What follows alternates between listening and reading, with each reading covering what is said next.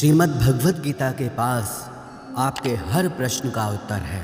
चाहे आपकी कोई भी परेशानी हो, कोई भी इच्छा हो, श्रीमद् भगवत गीता आपके हर प्रश्न का उत्तर देती है, आपकी हर समस्या का हल देती है।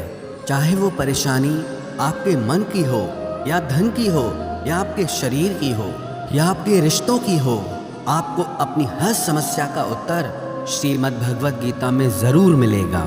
आज हम उसी श्रीमद् भगवत गीता के ऐसे 11 अनमोल उपदेश आपको बताएंगे जो आपकी पूरी जिंदगी बदल देंगे।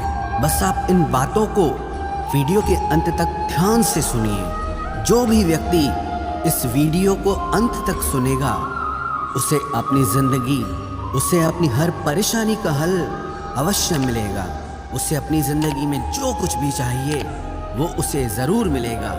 श्रीमद् भगवत गीता का सबसे पहला उपदेश यही है कि कोई अगर आपका अपना है या कोई आपसे बड़ा है तो उसका अपने प्रति गलत व्यवहार कभी भी सहन नहीं करना चाहिए। ये गीता का उपदेश हमारी ज़िंदगी से भी जुड़ा है। हम भी अपने मन की अधिकतर तकलीफ़ों को ये सोचकर ज़िंदगी भर सहते रहते हैं कि ये तो मेरा अपना है, ये तो मेरा बड़ा है, इसको हम कैसे कुछ कह सकते हैं। हम अगर नहीं सहेंगे, कुछ कह देंगे तो हमारे रिश्ते ही खराब हो जाएंगे, हमारे रिश्ते ही समाप्त हो जाएंगे। पर सोचने की बात यह है कि उस व्यक्ति को आप अपना कैसे मान सकते हैं जो आपकी तकलीफ़ों की वजह हो। अपना तो वो होता है जो हमारी तकलीफ़ों को दूर कर दे। तो गीता का ये उपदेश है कि किसी को भी अपना फ़ायदा मत उठाने दो, किसी को भी खुद पर जुल्म मत करने दो, क्योंकि आप जितना सहेंगे लोग आपको उतना सहने के लिए और मजबूर करेंगे। गीता का पहला अध्याय जिसका नाम अर्जुन विषाद योग और दूसरा अध्याय जिसका नाम सांख्य योग है, उसके आरंभ में अर्जुन ने श्री कृष्ण के आगे अपना दुख प्रकट किया है कि हे केशव, मैं कौरवों से कैसे युद्ध कर सकता हूँ। ये सब तो मेरे अपने ही हैं। मैं कैसे भीष्म पितामह और द्रोणाचार्य से युद्ध करूंगा, क्योंकि वो दोनों मेरे पूजनीय हैं। इसलिए इन गुरुजनों को मारने से तो अच्छा है मैं भिक्षा के अन्न को खाकर अपने जीवन का गुजारा करूं। और जिन कौरवों से मैं युद्ध करने जा रहा हूं, वो सब धृतराष्ट्र के पुत्र मेरे भाई ही हैं, मेरे अपने ही हैं। इन सबको मारने से अच्छा है कि मैं सन्यासी बन जाऊं। तो श्री कृष्ण ने अर्जुन से कहा कि यहाँ कौन अपना है और कौन पराया है। जो अधर्म करता है उसके साथ युद्ध करना तुझे मोक्ष और मुक्ति देगा। तू अपने इस मन के मोह को त्याग दे, नहीं तो सारा जग तेरी निंदा ही करेगा, तुझे डरपोक कहेगा। बात अपने पराये की नहीं है, बात धर्म और अधर्म की है, बात सही और गलत की है। अगर तू गलत को सहेगा, उसका अंत नहीं करेगा, तो गलत करने वाले को और बल मिलेगा, वो और भी गलत करेगा।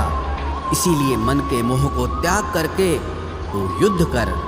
महाभारत की एक और कहानी भी है। जब अर्जुन के पुत्र अभिमन्यु की युद्ध में मृत्यु हो जाती है, तब अर्जुन बहुत दुखी होता है, रोने लगता है। वो श्री कृष्ण से कहने लगा कि मेरा पुत्र अभिमन्यु मर गया है, मैं ये दुख बिल्कुल भी सहन नहीं कर सकता, मैं भी अपने आप को समाप्त कर लूँगा। फिर भगवान श्री कृष्ण उसे आत्माओं के लोक में लेके गए, जहाँ अभिमन्यु आनंद से बैठा हुआ था, क्योंकि उसने क्षत्रियोचित व्यवहार किया, इसलिए उसे उत्तम पद की प्राप्ति हुई। जब अर्जुन अभिमन्यु के पास रोते रोते पहुँचा, अपने पुत्र को देखकर अर्जुन बहुत प्रसन्न हुआ। उसे गले से लगाकर कहने लगा कि हे पुत्र, तेरे बिना तो मैं जी ही नहीं सकता, मैंने तो अपने जीवन की आशा का ही त्याग कर दिया है। तो अभिमन्यु कहने लगा कि आप कौन हैं? अर्जुन बोला, मैं तेरा पिता हूँ, तू मेरा पुत्र है अभिमन्यु। तो अभिमन्यु कहने लगा कि कौन पिता कौन पुत्र, मेरे हजारों जन्म हुए हैं, किसी जन्म में आप मेरे पिता बनते हैं और किसी जन्म में मैं आपका पिता बनता हूँ। आत्मा का न कोई माता होता है न कोई पिता होता है। जब अर्जुन ने देखा कि मेरा पुत्र मुझे पहचान भी नहीं रहा, तो उसका सारा मोह खत्म हो गया। इसलिए गीता के इस उपदेश को ठीक से समझ लो कि यहाँ कोई अपना पराया नहीं है। जो बुरे वक्त में, तकलीफ के वक्त में हमारा साथ दे, सिर्फ वही हमारा अपना है, बाकी सब पराए हैं। गीता का दूसरा उपदेश ये है कि जो चला गया है कभी उसका दुख मत करो, और जो आने वाला है उसकी बिल्कुल भी चिंता मत करो। जब महाभारत का युद्ध चल रहा था तब अर्जुन ने श्री कृष्ण से कहा कि अगर ये युद्ध हुआ तो करोड़ों लोग मारे जाएंगे।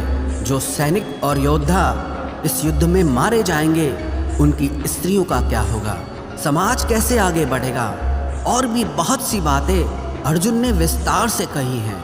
तो भगवान श्री कृष्ण ने कहा, अशोच्यान्नन्व शोचस्त्वम प्रज्ञावादांश भाषसे गतासून अगतासूश्च नानुशोचन्ति पंडिताः।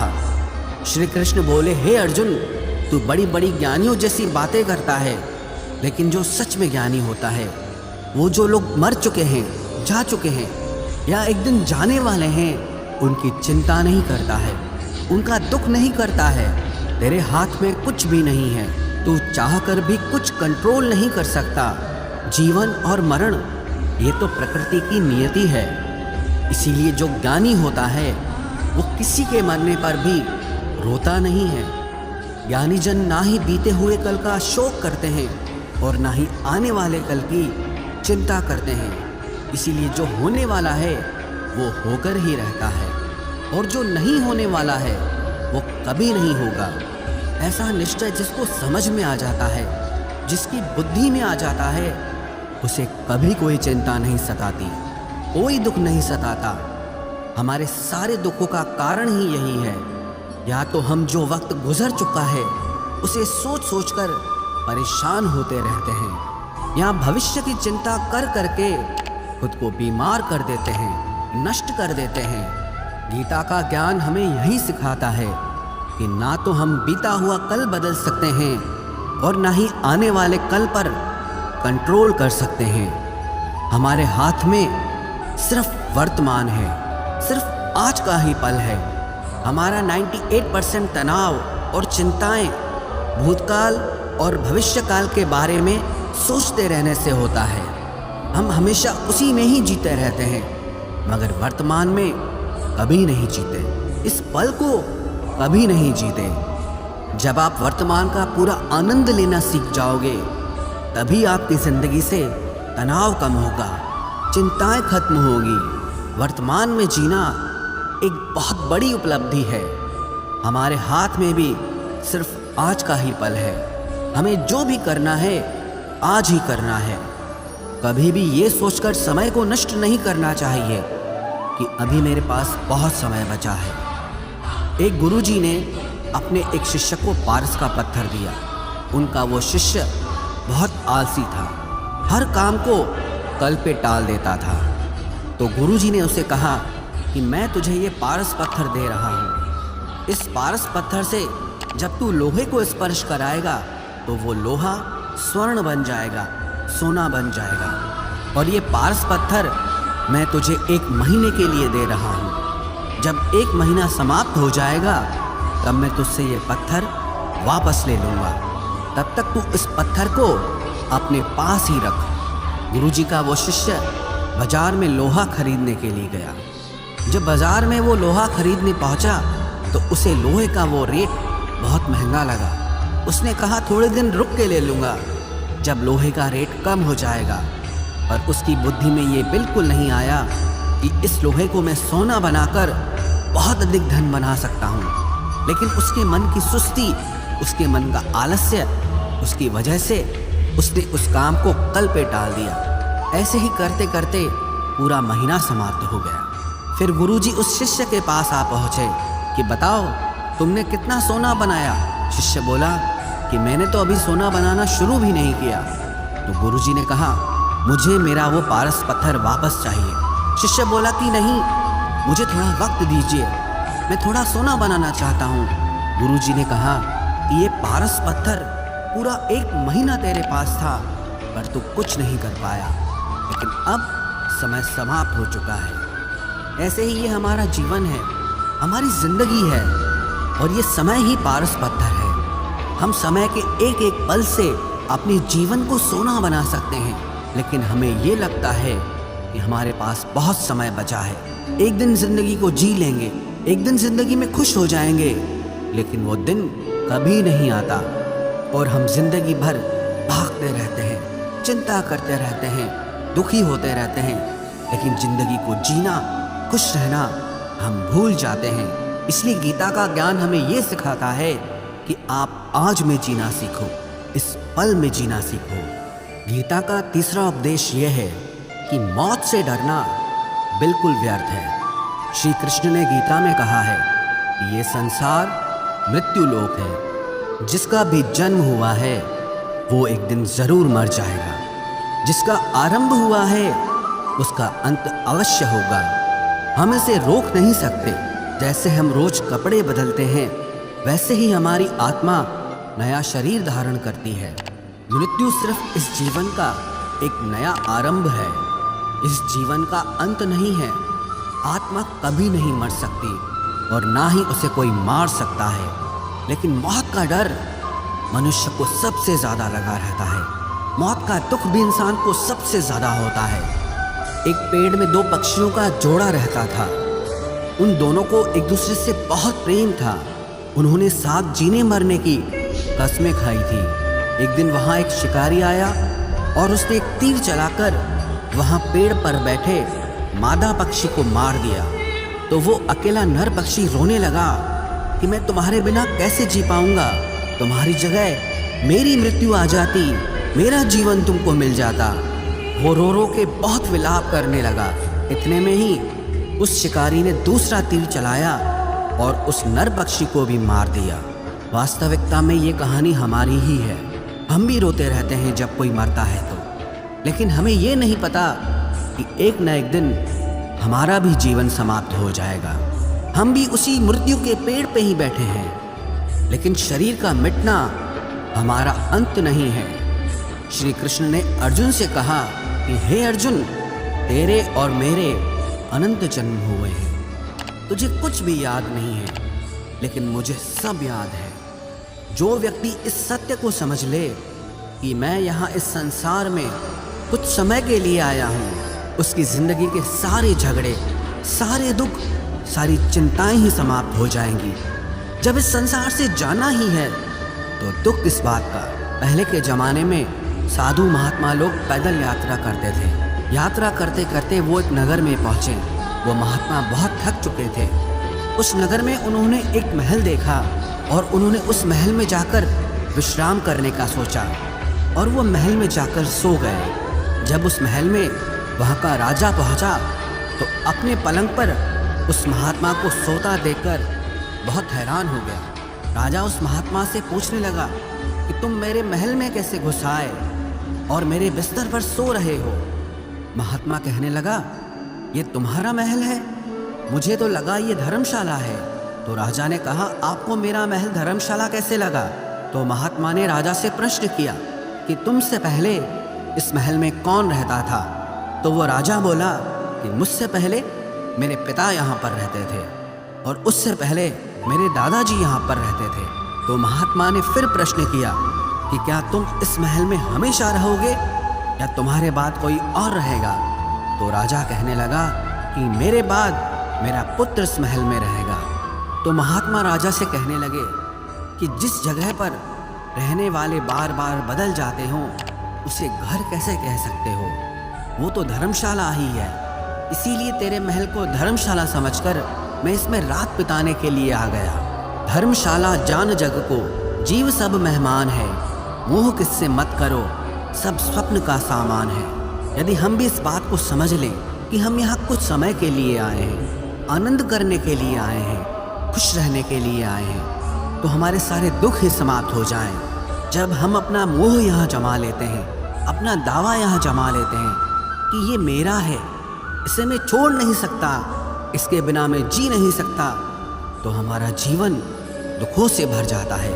इसलिए जीवन में मृत्यु का भय त्याग करके जीवन का प्रतिपल आनंद लेना चाहिए। गीता का चौथा उपदेश, मन और विचारों को कंट्रोल किए बिना जीवन में कभी शांति और सुकून मिलने वाला ही नहीं है। अर्जुन ने श्री कृष्ण से कहा कि मेरा मन सही गलत सब कुछ जानता है, फिर भी मेरे विचार और मेरा मन मुझसे कंट्रोल नहीं होता। मैं जो करना चाहता हूँ वो कर नहीं पाता हूँ, और जो नहीं करना चाहता हूँ वो मेरा मन मुझसे ज़बरदस्ती करवाता है। इसीलिए मैं बेचैन हो गया हूँ, मुझे शांति प्राप्त नहीं हो रही। तो श्री कृष्ण ने अर्जुन से कहा, उसके लिए तुझे अपने मन और विचारों से डिटैच होकर अपने मन और विचारों को सही दिशा में ले जाने की प्रैक्टिस करनी होगी, अभ्यास करना होगा। और ये एक दिन का काम नहीं है। जब तक तू अपने मन और विचारों की गुलामी का त्याग नहीं करता, तब तक तुझे जीवन में कभी शांति नहीं मिलेगी। एक राजा था, वो बहुत बेचैन और परेशान रहता था। एक दिन वो अपने गुरुजी के पास गया और उनसे कहने लगा कि मेरा मन बहुत बेचैन है, मैं बहुत परेशान हूँ, मैंने पूरे संसार को जीत लिया है, सब कुछ है मेरे पास, पर मैं खुश नहीं हूँ, मेरे मन में सुकून नहीं है, शांति नहीं है। तो गुरुजी ने राजा से कहा कि तुम्हारे नगर में अगर कोई ऐसा व्यक्ति है जिसने सुकून को प्राप्त कर लिया है, शांति को प्राप्त कर लिया है, तुम उसका एक बार कुर्ता पहन लो तो तुम्हारे जीवन में भी शांति आ जाएगी। राजा बहुत प्रसन्न हो गया कि ये तो बहुत आसान काम है। वो अपने राजमहल में आया और राजसभा में वो सबसे कहने लगा कि आप लोगों में से जो भी शांत हो चुका हो, जिसे सुकून मिल गया हो, वो अपना कुर्ता मुझे दे दे। वो बदले में जितना भी धन मांगेगा मैं उससे दे दूंगा। सब लोग एक दूसरे का मुंह देखने लगे। पैसों का लालच आया, लेकिन सबको एक दूसरे की सच्चाई पता थी, क्योंकि किसी की जिंदगी में भी शांति और सुकून नहीं था। सब अपना सर झुकाकर वहां पर खड़े हो गए। फिर उस राजा ने पूरे नगर में ढिंढोरा पिटा दिया कि जिसे भी शांति प्राप्त हो चुकी हो, सुकून प्राप्त हो चुका हो, वो मेरे पास आकर अपना कुर्ता दे दे। वो जितना कहेगा उससे उतना ही धन दिया जाएगा। लेकिन एक भी व्यक्ति ऐसा नहीं मिला जिसे शांति प्राप्त हो चुकी हो। वास्तविकता में जब कोई मरता है तब हम कहते हैं कि वो फलां व्यक्ति आज शांत हो गया। कभी किसी जिंदा इंसान के लिए नहीं सुना कि एक जीता जागता इंसान शांत हो गया है। राजा के सैनिक पूरे शहर में ढूंढते रहे, फिर उन्हें पेड़ के नीचे एक महात्मा तपस्या करता दिखा, जिसके चेहरे पे एक शांति थी, सुकून था। वो सैनिक उस महात्मा के पास आकर पूछने लगे कि क्या आपने शांति प्राप्त कर ली है, सुकून प्राप्त कर लिया है? महात्मा ने कहा, मैं पूरी तरह से शांत हूँ। तो सैनिक उसे राजा के पास ले आए। राजा ने उस महात्मा से प्रश्न किया कि क्या आपको शांति और सुकून प्राप्त हो चुके हैं? वो महात्मा कहने लगे, महाराज, मैं पूरी तरह से शांत हूँ, मुझे कोई चिंता नहीं, मुझे किसी चीज़ की लालच नहीं, मुझे कोई इच्छा नहीं है। तो राजा भी बहुत प्रसन्न हो गए कि आखिर वो व्यक्ति मिल ही गया जिसे शांति की प्राप्ति हो चुकी है, जिसे सुकून प्राप्त हो चुका है। तो राजा उस महात्मा से कहने लगे कि हे महात्मा, आप कृपया करके अपना कुर्ता मुझे दे दीजिए, बदले में आप जो मांगेंगे मैं आपको दे दूंगा। वो महात्मा कहने लगे कि महाराज, सुकून और शांति तो मुझे मिल चुके हैं, लेकिन क्या करूं, मेरे पास कुर्ता ही नहीं है पहनने के लिए जो मैं आपको दे सकूं। जब राजा ने उस महात्मा की ये बात सुनी कि इस महात्मा के पास कुर्ता भी नहीं है पहनने के लिए, उसके बाद भी ये महात्मा एकदम शांत है, इसके जीवन में सुकून है। मैं सारी जिंदगी धन को जोड़ने में लगा रहा, दुनिया जीतने में लगा रहा, लेकिन मुझे शांति नहीं मिली, सुकून नहीं मिला, क्योंकि शांति और सुकून बाहर की चीज़ नहीं है, अपने भीतर की चीज़ है। इसीलिए जब तक कोई व्यक्ति अपने मन और विचारों को कंट्रोल नहीं करता, तब तक उसके जीवन में सुकून और शांति नहीं आती। और गीता का उपदेश हमें यही सिखाता है कि जीवन में शांति चाहिए तो मन को शांत करना सीखो।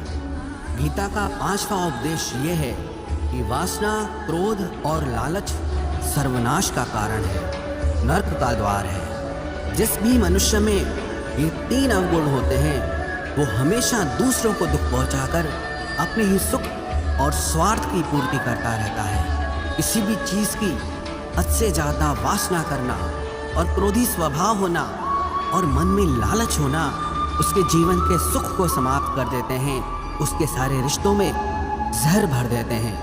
इन्हें नर्क का द्वार इसीलिए कहा गया है क्योंकि जिस इंसान में अत्यधिक क्रोध है, लालच है, वासना है, उसका पूरा जीवन जहर से भर जाता है। उसको मरने के बाद नहीं, जीते जी यहीं पर नर्क का दर्शन होता है। गीता का छठा उपदेश यह है कि सब भगवान एक ही हैं, कोई छोटा बड़ा नहीं है। सब एक परब्रह्म परमात्मा के अलग अलग रूप और नाम है। श्री कृष्ण ने गीता के 10वें अध्याय विभूति योग में बताया है कि जितने भी जगत के देवी देवता हैं वो सब मेरी ही विभूति है। मैं ही शिव हूँ, मैं ही इंद्र हूँ, मैं ही यक्षराज कुबेर भी हूँ, मैं ही अग्निदेव हूँ। देवताओं के गुरु बृहस्पति भी मैं हूँ, समुद्र भी मैं ही हूँ, अक्षरों में ओम भी मैं ही हूँ, काल का महाकाल भी मैं ही हूँ, सारे जगत का नाश, उत्पत्ति और पालन करने वाला भी मैं ही हूँ। श्री कृष्ण ने अर्जुन से कहा कि मेरी विभूतियों का कोई अंत नहीं है, इसलिए सब भगवान, सब नाम, सब देवता मेरे ही रूप हैं। इसीलिए तो किसी भी देव या ईश्वर में कभी भेद बुद्धि मत करना, कभी किसी को छोटा बड़ा मत समझना।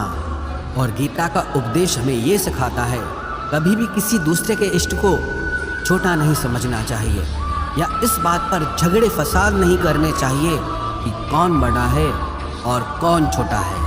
गीता का 7वां उपदेश ये है, सुख की इच्छा ही आखिर में हमारे दुखों का कारण बनती है। श्री कृष्ण ने अर्जुन से कहा कि मनुष्य जितना सुखों की लालसा और इच्छा करता है उतना ही उसकी इंद्रियां सुख भोग में आसक्त हो जाती है, उतना ही इंसान का मन संसार के सुख और आकर्षण का गुलाम बन जाता है। और जितना सुख के पीछे भागेगा उतना ही उसे दुख के अनुभव से भी गुजरना पड़ेगा, क्योंकि ये संसार का नियम ही है।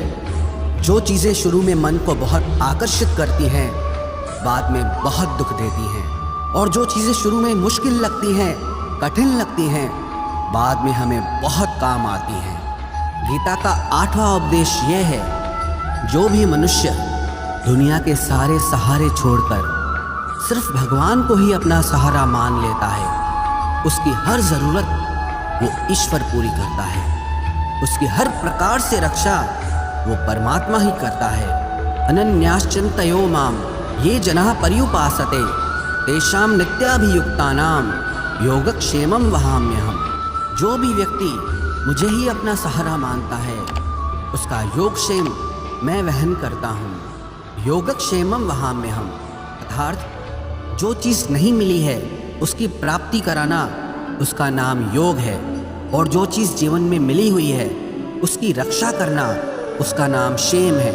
तो श्री कृष्ण कहते हैं जो मुझ पे डिपेंड हो जाते हैं उनको जो चाहिए वो मैं ज़रूर देता हूँ और उनकी हर प्रकार से मैं रक्षा भी करता हूँ। गीता का 9वां उपदेश यह है कि इस संसार में हमारा कुछ भी नहीं है। गीता सार में आपने कई बार सुना होगा कि तुम्हारा क्या गया जो तुम रोते हो, तुम क्या लाए थे जो तुमने खो दिया, तुमने क्या पैदा किया जो नष्ट हो गया, तुमने जो लिया यहीं से लिया, जो कुछ भी दिया यहीं पर दिया। जो आज तुम्हारा है कल किसी और का होगा, क्योंकि परिवर्तन इस संसार का नियम है। कल तक जिसके बिना आप जी नहीं सकते थे आज उनसे कोई रिश्ता ही नहीं है, बातचीत तक नहीं है। कहाँ गए वो जीवन भर के सारे रिश्ते, वो सारे मित्र जो साथ जीने मरने की बातें करते थे, आज पता भी नहीं कि वो लोग कहाँ चले गए। ये संसार परिवर्तनशील है, सब लोग यहाँ बदल जाते हैं, हर रिश्ता बदल जाता है, और तो और ये हमारा शरीर भी हर दिन बदल रहा है। बचपन से जवानी, जवानी से बुढ़ापा, और एक दिन ये शरीर हमारा साथ छोड़ देता है। तो किसके लिए रोना और किसकी चिंता करना। हम सारी ज़िंदगी चीज़ों को, रिश्तों को, ज़िंदगी को बनाने में, सजाने में, संवारने में लगे रहते हैं, लेकिन एक दिन सब कुछ बिखर जाता है। सारी ज़िंदगी जिस संपत्ति, जिन रिश्तों के लिए हम लड़ते रहते हैं, एक दिन सब कुछ छोड़ करके हमें इस दुनिया से जाना पड़ता है। गीता का 10वां उपदेश हमें ये सिखाता है कि किसी से भी हद से ज़्यादा मोह कभी मत करना। श्री कृष्ण ने गीता का पूरा ज्ञान ही अर्जुन के मोह को नष्ट करने के लिए कहा है। ये मोह ही है जो इंसान को सबसे ज़्यादा रुलाता है। मोह इतना बलवान है कि शेर जैसे इंसान को भी गीदड़ बना देता है। जो अर्जुन युद्ध में देवताओं से भी जीत गया, पर अपने रिश्तेदारों को युद्ध में देखकर उसका हाथ कांपने लगा। वो बोला, हे केशव, मेरे हाथ में धनुष पकड़ने की ताकत भी नहीं बची है, मेरे हाथ कांप रहे हैं, मैं युद्ध नहीं कर पाऊंगा। ये मोह इतना पेनफुल होता है जिसकी पीड़ा ना सह पाने के कारण कई लोग अपनी जिंदगी ही खत्म कर देते हैं, आत्महत्या तक कर लेते हैं कि उस व्यक्ति के बिना हम जी नहीं पाएंगे। जीवन में किसी से भी हद से ज़्यादा मोह करोगे तो जीवन भर पीड़ा का ही सामना करना पड़ेगा। जो व्यक्ति अपने मोह से बाहर नहीं आता, उसका सब कुछ उससे छिन जाता है, उसकी सारी खुशी खत्म हो जाती है। इसीलिए गीता का ज्ञान बार बार यही सिखाता है कि अपने मन के मोह को त्याग करके आप बलवान बनो, बुद्धिमान बनो, सत्य के दर्शन करो कि वास्तविकता क्या है। क्योंकि हमारा मोह हमें हमेशा झूठ ही दिखाता है, झूठ पे ही विश्वास दिलाता है और दिल में झूठी उम्मीदें जगाता है। और ये ही हमारे दुखों का सबसे बड़ा कारण है। हम ही मोह कर लेते हैं, हम ही लोगों से उम्मीदें लगा बैठते हैं, पर वास्तविकता बिल्कुल अलग होती है। लोग वैसे नहीं होते जैसे हम मान लेते हैं, जैसा हम समझ लेते हैं, क्योंकि मोह के कारण हमें सच्चाई नहीं दिख पाती, लोगों का असली चेहरा नहीं दिख पाता। इसीलिए गीता का उपदेश हमें ये सिखाता है कि जीवन में अगर आनंद और प्रसन्नता से रहना है तो किसी में भी हद से ज़्यादा मोह कभी मत करना। गीता का 11वां उपदेश ये है कि इस दुनिया में अगर आए हो तो दुख तो मिलेगा ही मिलेगा। दुख से कभी घबराना मत, दुख से कभी डरना मत। श्री कृष्ण ने गीता में कहा है कि ये संसार दुखालयम अशाश्वतम है, अर्थात ये संसार दुखों का घर है। जैसे औषधालय में औषधि मिलती है, पुस्तकालय में पुस्तकें मिलती है, चिकित्सालय में चिकित्सा होती है, वैसे इस संसार को भी श्री कृष्ण ने एक नाम दिया है, दुखालय, जहाँ पर दुख मिलता हो। दुख तो यहाँ हर किसी के जीवन में आता ही है, लेकिन अगर दुख आया है तो सुख भी आएगा। इसीलिए दुख से कभी डरना नहीं चाहिए, क्योंकि ये संसार दुखालय भी है और अशाश्वत भी है। अशाश्वत का मतलब ही यही होता है कि यहाँ परमानेंट कुछ भी नहीं है, यहाँ सब कुछ बदल जाता है। दुख सुख में बदल जाता है और सुख दुख में बदल जाता है। सम्मान अपमान में और अपमान सम्मान में बदल जाता है। खुशी दर्द में और दर्द खुशी में कभी भी बदल जाती है।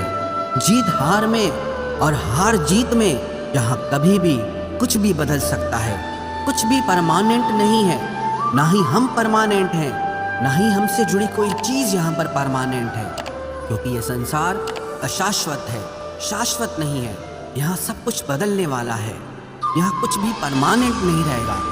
तो आपका दुख भी परमानेंट नहीं रहेगा, इसीलिए दुख से कभी भी डरना नहीं चाहिए।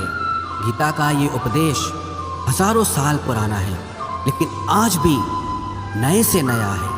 पूरे विश्व में गीता को सबसे ज़्यादा पढ़ा गया है और सबसे कम समझा गया है। श्रीमद् भगवद गीता के ये उपदेश अगर कोई व्यक्ति ठीक से समझ ले और उसे अपनी ज़िंदगी में उतार ले, तो ये पक्की बात है, वो अपनी ज़िंदगी में जो चाहे वो हासिल कर सकता है। अपने जीवन की हर समस्या से वो एक पल में बाहर आ सकता है। श्रीमद् भगवद गीता के इस दिव्य उपदेश को हमें बार बार सुनना चाहिए, हर रोज़ सुनना चाहिए। जब भी जीवन में कोई चिंता या परेशानी आए तो एक बार इस उपदेश को ज़रूर सुन लेना और मन में ये विश्वास रखना कि गीता का ये उपदेश आपकी ज़िंदगी की हर परेशानी में आपको राह अवश्य दिखाएगा।